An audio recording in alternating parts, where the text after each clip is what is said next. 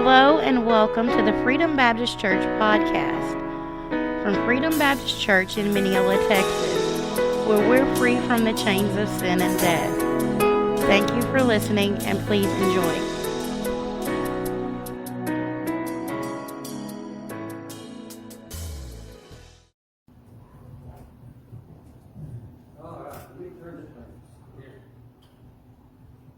All right. If you'll turn to your Bible to Joshua 24, starting verse 14. We'll get around there sometime today. We're talking in Sunday school today, some things that I have uncovered through my studies or to scare us to death. According to Newsmax and Gallup and the Pew poll, in 2000, the year 2000, 98% said that they believed in God. Here we are, 22 years later. The same people took the same polls, and the number has gone down to 81%. 4,700 churches closed in 2021. More church closings than opened.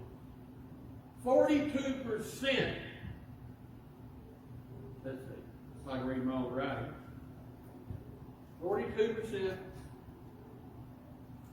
contemplate leaving the church. Talking about pastors.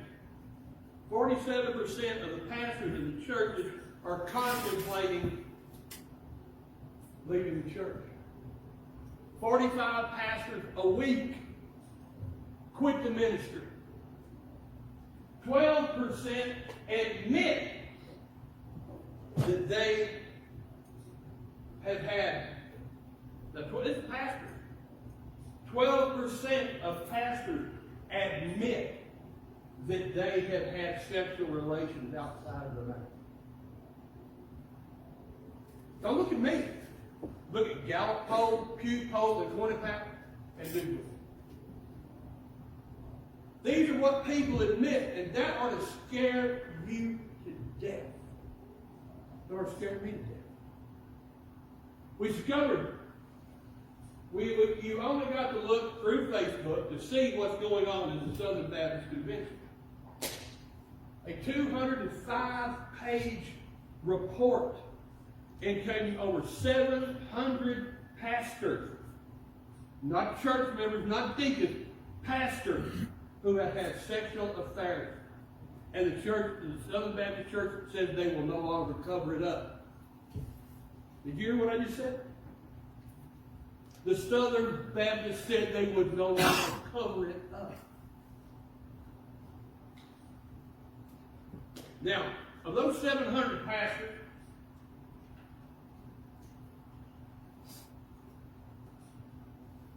there's 140,000 that thought it was all right to cover up those things. You've got no further to look than the nightly news to see how far we have fell.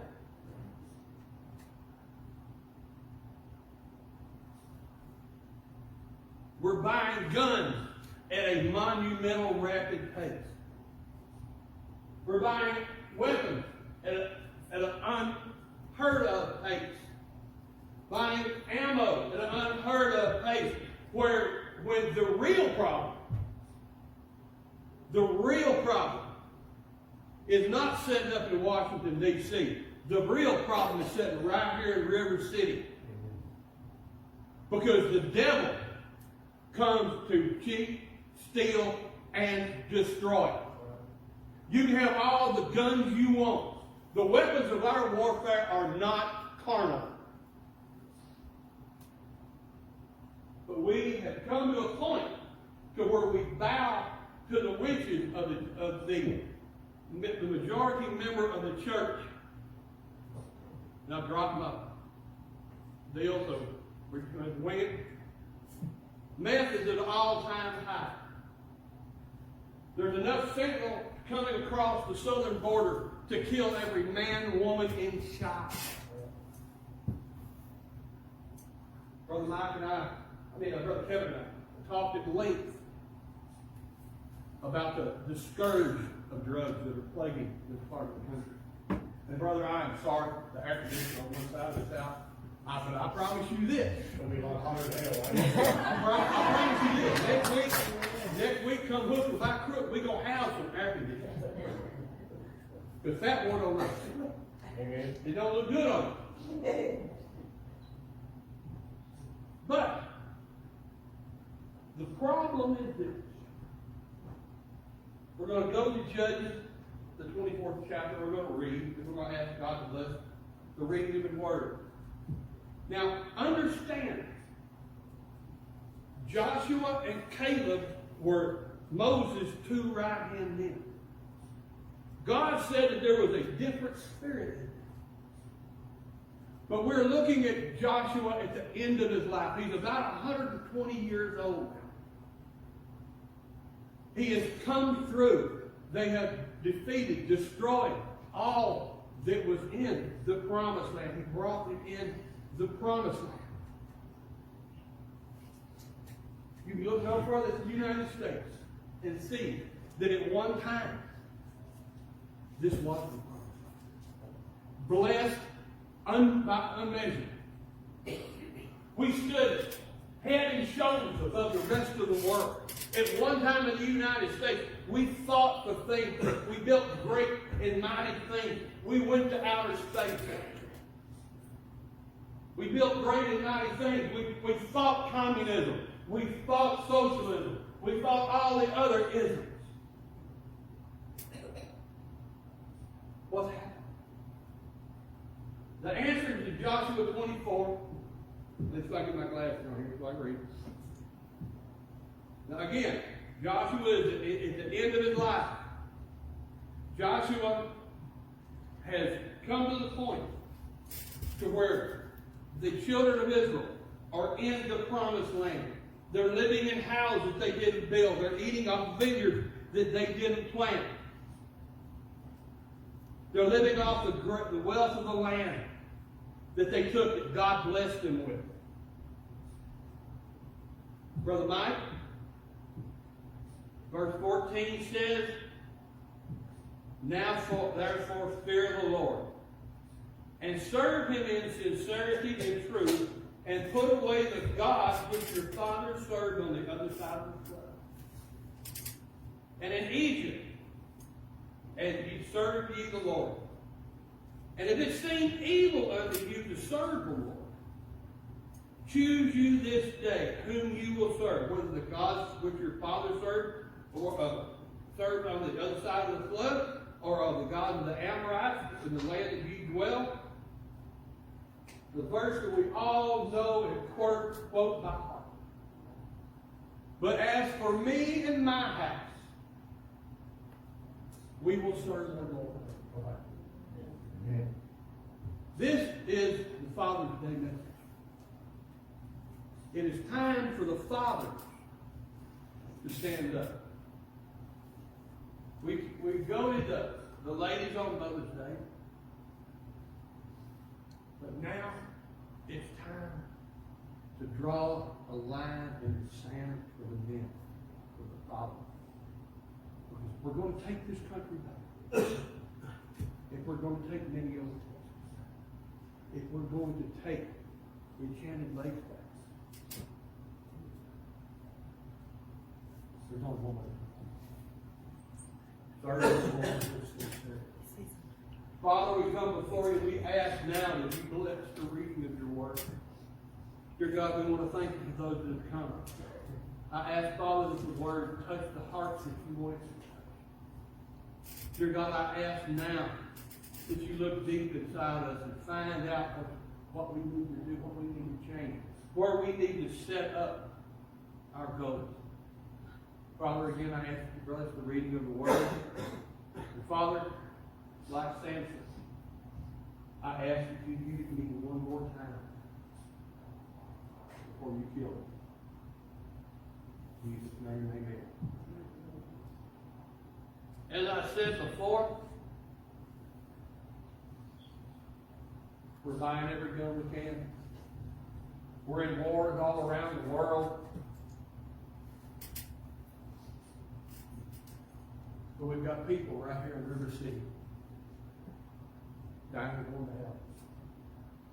You know, Brother Kevin, it's great that we take up money, we'll take up money and we'll send missionaries to every third world country that there is. And we'll pat ourselves on the back. Woo! We sent missionaries to Nigeria.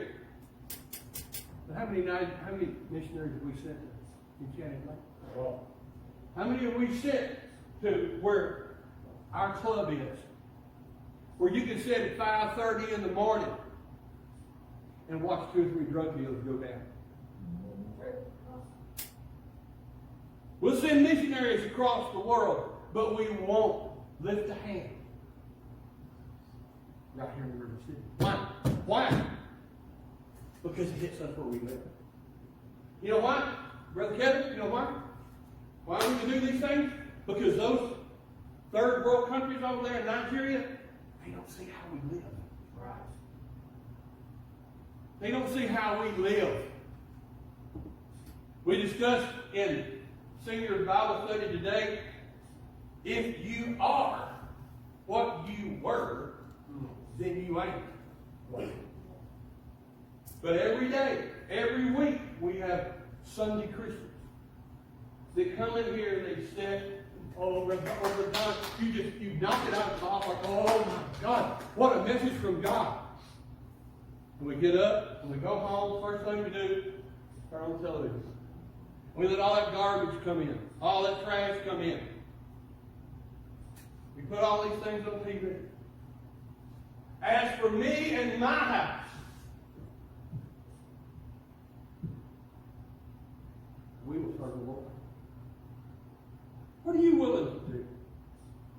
As I already told you, Joshua was an old man.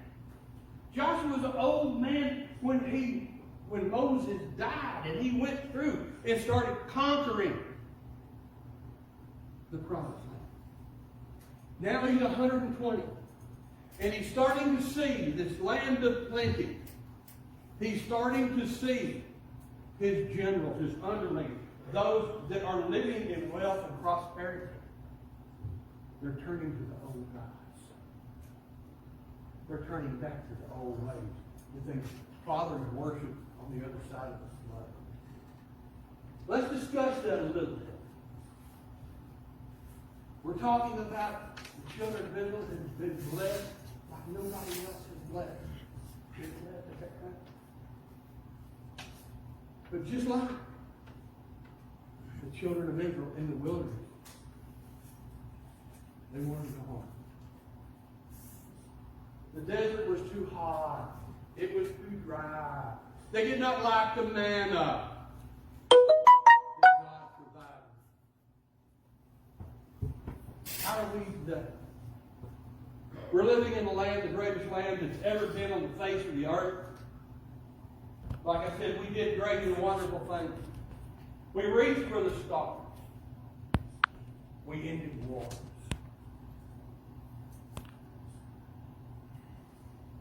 We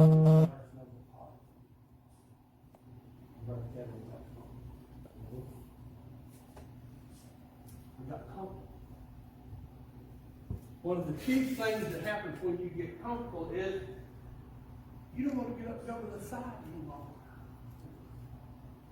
Now, I want to talk to you just a minute. This ain't going to cost you nothing. The rest of it's going to cost dear. We're going to talk about nothing. A man after God's own heart. David. David had defeated Saul. David had done great and wonderful things. And David had sent his generals out. The word says, David stayed home from the battle. You see, that's the problem. We'll stay home. We'll send those missionaries. Back on the story over in Nigeria. Oh, they need Jesus. Mineola, Texas needs Jesus. Quitman, Texas needs Jesus. Alba, Texas needs Jesus. But as long as we've assuaged our guilt, as long as we can pat ourselves on the back, oh, I sponsor a missionary to Nigeria or wherever for $100 a month. That's money that I could have spent on something else. Why have I taken that money and spent it on a mission? How about taking that money and finding some way to help someone locally? And I'm not taking anything back from giving to the missionaries overseas. I'm really not. But what I am saying is, just like David, we'll send our missionaries, our warriors, our battle men, we'll send them over there to a third world country to give him Jesus. But like David lounging on the top of the building and saw that sheep. David sinned a lot. But he wasn't what he meant. He wasn't what he was supposed to be. How many of us are where we're supposed to be? This day, like I said, we'll send every man, every dollar we can overseas. That's what Joshua was telling us. You can either serve the gods that your fathers worshiped. And let's look at the gods that your fathers worshiped.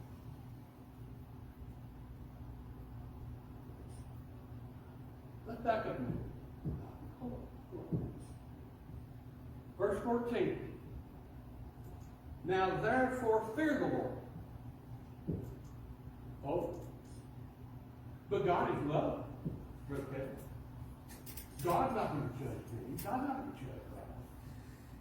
Now you therefore fear the Lord and serve him with sincerity and in truth. Stop on that word sincerity. If you take that word back to the Greek, and I hate the Greek, sincerity means sinceros. And it literally means without wax. John, what's wax got to do with that? Well, I could think. In the olden times, in the Roman times, when in the Greek lexicon, everybody had a chicken hammer and a piece of marble. Piece of pork. And they made all these lovely statues and lovely busts and lovely pictures of these people. And while they were doing it, sometimes, Miss Renee, that body would be just beautiful. That face would just be beautiful, and there would be a crack in it, or they would make a misstep. He'd knock the nose off, or knock the ear off, or knock some other part of the body off. And instead of throwing it away and starting over, they found a way around that. What they would do is they would take that marble, they would take that quartz, and they would powder it and mix it with wax. And they put that wax, that quartz, and that wax on there, and you couldn't tell it. And the people would be going to the shop, oh, honey, I love that statue. It looks so beautiful. It would look so beautiful in our foyer. They buy it, take it home. And much like Texas, the heat came. When the heat came, the wax melted. Did you hear what I said? When the heat came. Brother Mike, if you ain't ever been in the fire, you know as well as I do it's coming.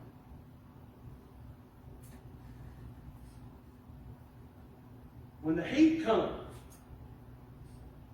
that which was not real would fall off. And then you've got that beautiful statue with no nose or no ear. And it's worthless. Brother Kevin, if we build that statue and we sell that statue, just like we're selling our Christianity to the outside world, if it's made with an inferior product, if it's made with wax, something that's going to melt in the heat when the fire of the devil comes on it, no matter how pretty it was, when that heat gets there, it's going to be a raw thing. Well, Brother Kevin, when the Lord puts that heat on your life, oh, that hurts. Somebody already saying amen. Amen. When the Lord puts that heat on your life, He's going to put it on there because the Word says that all things are going to be tried. We remember the story of the potter's house. We love that story of the potter's house. How the potter, he takes that piece of clay out of that miry clay and he fashions it. And he just works it. And he makes it a beautiful vase or a beautiful urn. It is so beautiful with the clay. What does he do? It's got to be put in the fire if it's used. And that's what Joshua is telling his people. Look, choose you this day who you're going to serve. You've been blessed with all these things. Houses that you didn't build. Vineyards that you didn't plant. That you didn't dig. All these things have been laid at your feet.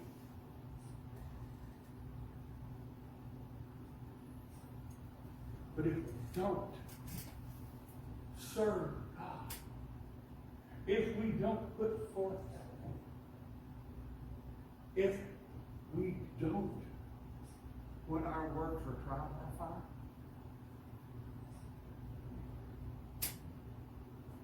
again, I'm not beating up missionaries going after them, or after China, inland China.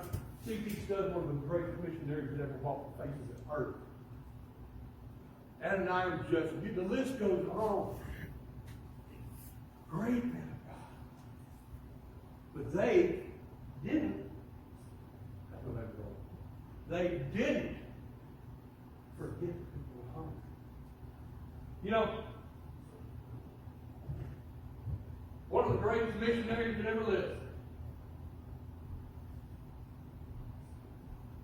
And I know I'm going to step off the tongue now. Was Booth, General Booth, died. General Booth told her not to go across the sea. General Booth's daughter, the Salvation Army, you might have heard of her. She had it all, and she took the word. She was instrumental in taking the word of God to 70 countries, not 70 cities. 70 countries in 9 years. You see, that word was tested by fire. As for me and my house, we will serve the Lord. But Joshua was telling the people, look, in verse 15, and if it seem evil unto you, choose you this day whom you will serve. We've already talked about in sincerity and in truth. Sincerity about the things that we hide. Being sincere with our work to God. This is the Father's Day. It's time for the fathers to stand up and be heard. Stand up in the night and say, I am not. I will pay the price that my son does not wind that down in the candy. I will pay the price that my son, whatever it takes, does not end up in jail. I will spend those hours in prayer. I will sanctify myself unto God. You see, folks, we got a generation of that. Just like Joshua. Joshua was handing over the mantle. Joshua was handing over the mantle to his men. He had gone as far as he could. He had laid it all down. And he drew a line in the street. As for me and my house, we will serve the Lord. Y'all do what you want to, we're going to serve the Lord. Y'all do what you want to, we're going to pass out Bible. Y'all do what you want to, we're going to pass out tract. Y'all do what you want to, we're going to minister to the drug addicts. Y'all do what you want to, we're going to minister to prostitutes, drunks, and all kinds of addicts. We're going to minister to them. We're going to find a way to reach them. Because Jesus Christ is the only thing that sets me free. It ain't Don Smith. It ain't Freedom Baptist Church. It's a holy and righteous God. Jesus. Choose you this day. What does the devil come to do again? No rubbish. Where's he going to start? With your family. He's going to start with your family. So, daddies, you got to sanctify yourself. Oh, hold on. This lady come up. Daddies, you've got to realize that you're not raising a man. You're raising somebody's husband. You're raising somebody's father. Wow. How many of you here got daughters? Okay? What kind of man do you want your daughter to marry?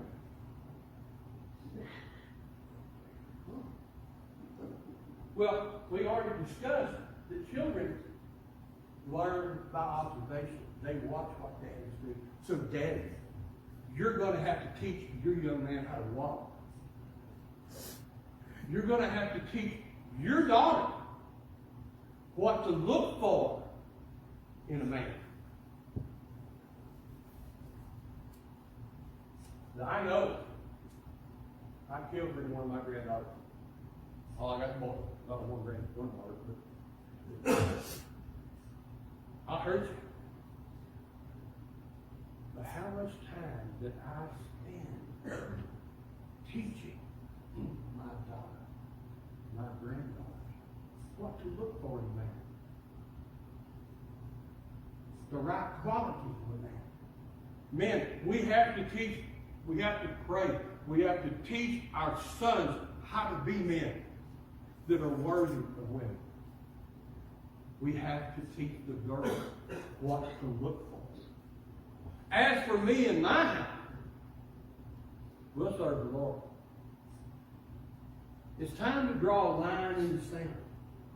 If you want to affect your house for Christ, you've got to walk the walk and talk the talk. If you want to affect this city, Tyler, Enchanted Lake, if you want to affect this city, you've got to walk the walk and talk the talk. Sending missionaries overseas won't do it. And then going home and vegging out and turning your kids off. Oh, wait. You mean I'm supposed to spend time with my wife and kids? How does that work? Husbands, love your wives as Christ of the church and get kids. Ladies, if you look the man that you've got, the man that you've got, if he don't love God more than you've got the wrong man. It'll never last.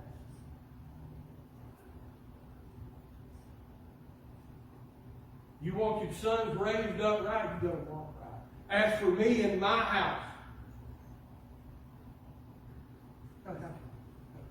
what kind of house did Joshua have? He looked around him, he saw all his friends, all his generals, going back to the old gods of Baal, the old gods of Mammon, the god of entertainment, Uh-oh, did I say that right? The god of entertainment, the god of mammon, the god of money.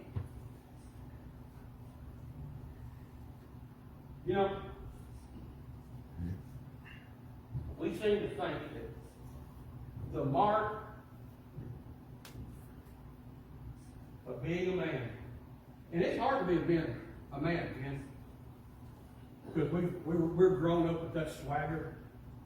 Nothing gonna bother me. I got this. But I promise you, you ain't no match for the devil. I mean, yes. You plead the blood of Jesus. The blood of Jesus is there. And all these people hollering about and singing about, I rebuke you, Jesus. I rebuke you, devil. That thing like that. You know how I know? Because even the angel would not fight over Moses' body. He called on the name of the angel. Called on the name of mine. You ain't got no more power. The only power that you got is in the Son of God, Jesus Christ. Yes. Yes. He defeated death, hell, and the grave. But if you are walking apart from Him, you are walking out of the power of God. I don't care what Kenneth Copeland says. I don't care what the guy in North Carolina says. He gets up and says, I am God. Now,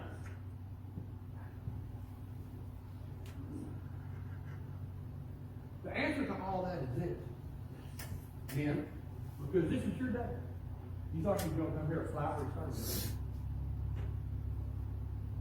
If you want to affect your wives, your children, sons, daughters, Mineola, Texas, anything you do, as for me and my house, we will serve the Lord. And that means putting God in front of the TV. That means putting God in front of the job.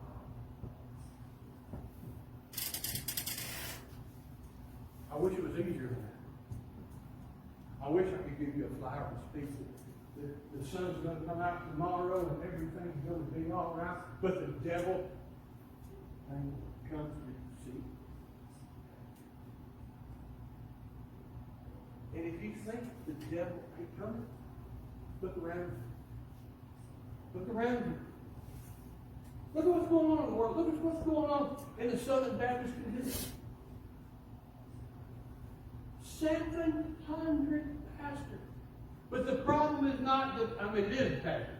It's the others that covered it up for 20 years.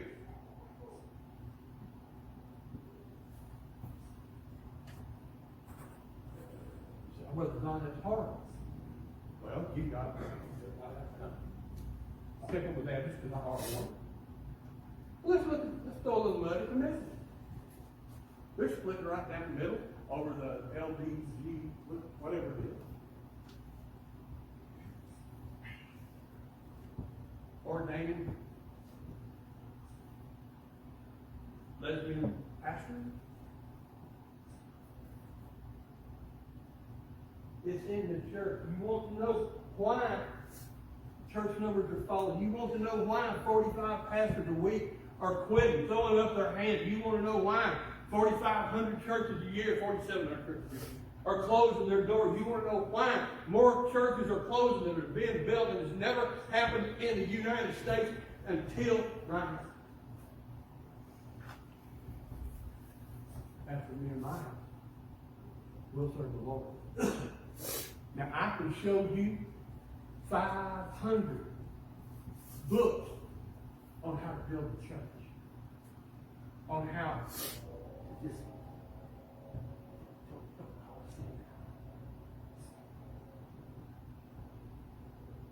don't tell them sex outside of marriage is a sin. Don't tell them that sex with the same sex is wrong.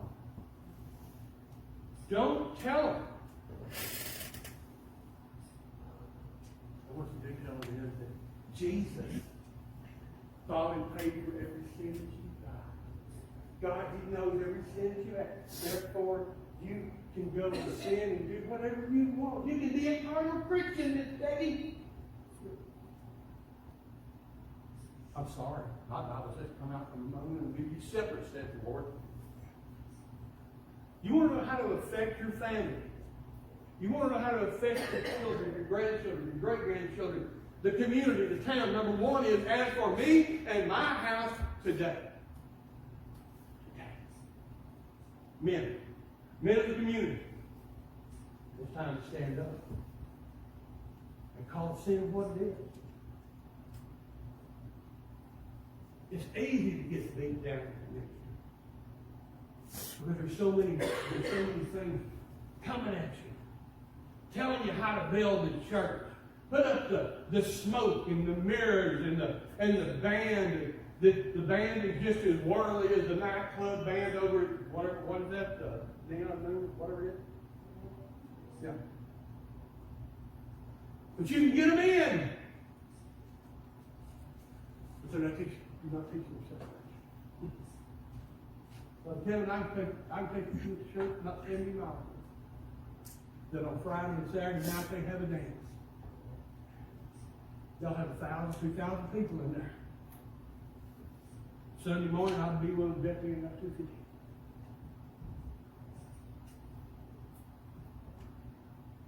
As for me and my house, we're going to serve the Lord. What are you going to do? Daddy? Mama? Is it time? One of my favorite heroes, William Barrett Travis, down in the Alamo. 3,000, 4,500 Mexicans outside the Alamo kept. And you got William Barrett Travis. Sword, lions. All y'all, you want to run? Y'all run. As for me and my house, we're going to stand aside. This thing got in the cover yesterday. As for me and my house, we're going to fight. Because I got something worth fighting. What are you going to do? Where does it lie? The sin lies at the door. And the sin is very simple. Choose you this day. Look, let's just get it. Let's just, there ain't nothing. There ain't nothing. Sorry, now let's let it. If we're not going to sell out to Jesus, if we're just going to come do our 2-hour Sunday, go home, eat, and not do anything else the rest of the week, why are we doing it? If we're playing church, why are we here? If we're not here to affect our families, if we're not here to affect the community,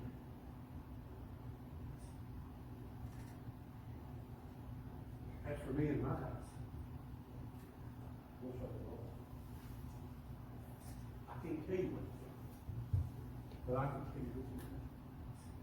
The devil's coming without Jesus, without being sold out to Jesus.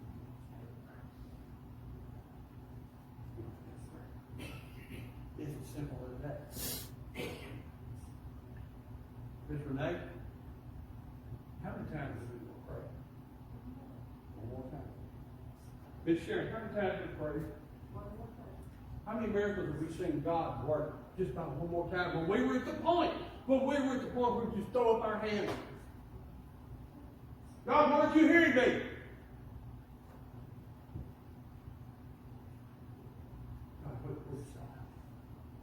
When you get to that point, when you throw up your hands and you say, I can't do it. Pray one more time. One more time. See, as for me and mine, we don't say that. As for me and mine, we don't say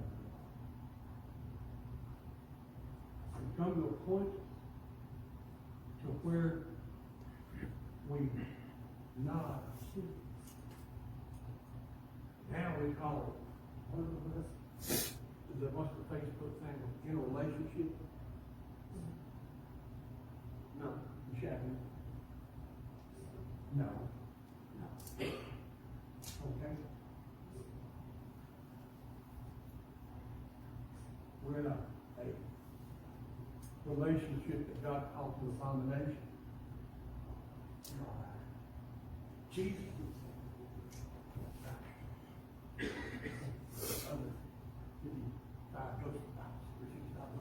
This. Sin is still sin. You see, that's what Joshua asked the people. Look, this is what God's done. This is what God's done. He's put you in a land that flows with milk and honey. The choice is yours. Do you want to go back to the other old gods? Or do you want to stand with this one? If you want to affect the community, if you want to affect the family, and that's what it's all about. That's what it's all about. What two things did Jesus say? What does the Bible say that Jesus came to do? The Son of Man has come to seek and save that which was lost. And then Jesus said that they may know thee. We're going to do two things. Say so. Tell somebody about Jesus. And introduce that they may know thee. Now, you're going to wind this up and pay. Steve, there's a reason you come forward. I don't care. Do you move? All I'm saying is, I know this wasn't the Father's Day general message. It's time, like we Americans, draw that line in the center. Which line are you going to be on? Are you going to be on the line that's going to make a change? You can't make a change in the world by letting the world see what the world has. The Bible says, come out from among you and begin to separate. As for me and my house, we will serve the Lord. Every head bowed, every eye closed. I'm going to ask you to stand. Every head bowed, every eye closed. Nobody looking is between you and God. Has the message spoke to you today? Has God touched your heart? If so, let's show your hand. God sees that hand, that hand, that hand, that hand, that hand, that hand, that hand, that hand, that hand. Amen. The choice is yours. What do you want to do? We're going to have a song, a couple of verses. If the Lord leads you to do something, you come do it. If the Lord's not, you stay where you're at. Don't let me talk to you.